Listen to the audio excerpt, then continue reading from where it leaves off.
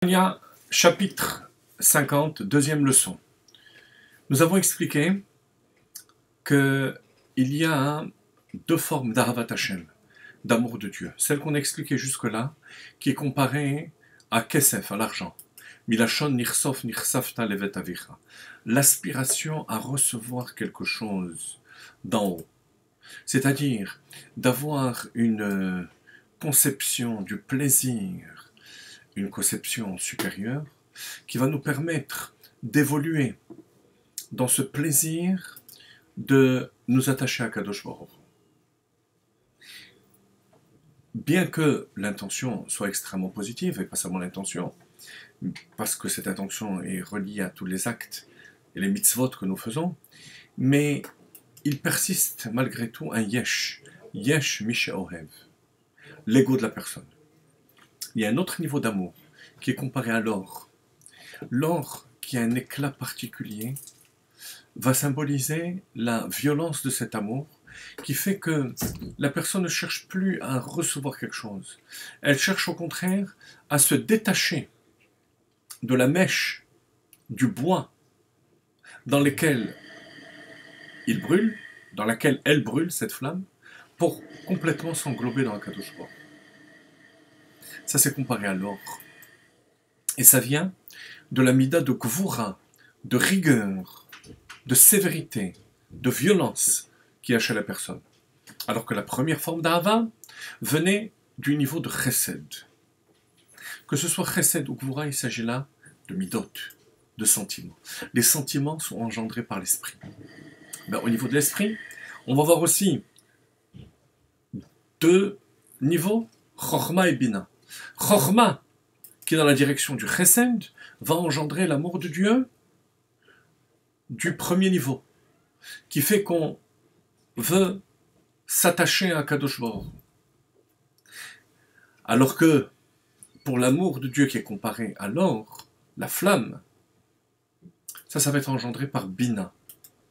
Bina qui est dans la même direction que la gvura, que la rigueur, que cette violence qui fait que la personne veut se détacher complètement de son corps. Dans l'édition bilingue du Tanya, page 264.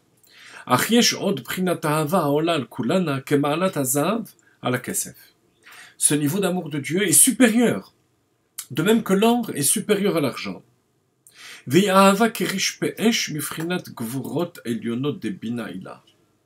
Et ça vient, cet amour de Dieu, du niveau de bina. Qu'est-ce que c'est bina?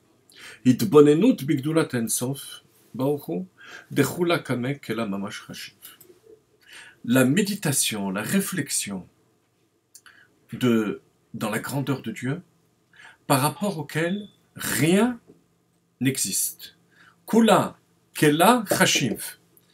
Que tout n'est rien par rapport à lui.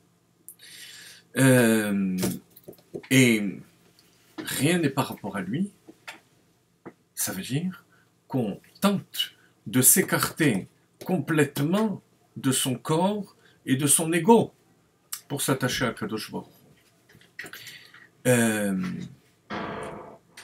Bien entendu que lorsque on parle d'engendrer des sentiments, pour engendrer des enfants, il faut le père et la mère. Chorma étant le père, Bina étant la mère. Donc on a père et mère, Chorma et Bina, dans chacun de ces sentiments. Et dans celui qui découle du chesed, de la bonté, et dans celui qui découle de la gvora, de la rigueur. La définition va se rapporter à la plus grande proportion de Chorma ou de Bina. Lorsqu'il s'agit de l'amour qui est comparé à l'argent, l'essentiel sera Chorma. Bina, ça va être un minimum de réflexion qui va engendrer cet amour de Dieu qui va produire le désir chez la personne d'avoir l'éclairage du divin dans sa vie. Donc il y a aussi Hitbonenut, donc Bina, donc l'aspect féminin. De même que chez un enfant, même s'il ressemble parfois plus au père qu'à la mère, il y aura toujours une certaine ressemblance à la mère. Inversement, dans l'amour de Dieu, du niveau de l'or, c'est-à-dire de la kvoura, de la rigueur. Il va y avoir essentiellement ce que la mère va transmettre, Bina, mais il y aura aussi l'étincelle de Chorma. Mais ce que ça va produire, et c'est ça qui est essentiel pour nous dans ce chapitre, c'est que ça va produire une disparition totale de l'ego de la personne. Dans tous les niveaux d'Avat Hashem, d'amour de Dieu qu'on a vu jusque-là, c'est l'ego de la personne qui s'élève et qui comprend que le plus grand plaisir est le plaisir divin. Dans ce niveau d'amour de Dieu, c'est le contraire. C'est réaliser que rien n'existe par rapport à Dieu, et donc que la mèche, le feu, pardon, la flamme, se détache de la mèche, qui est le corps, pour s'englober dans la Kadosh Baruch Hu.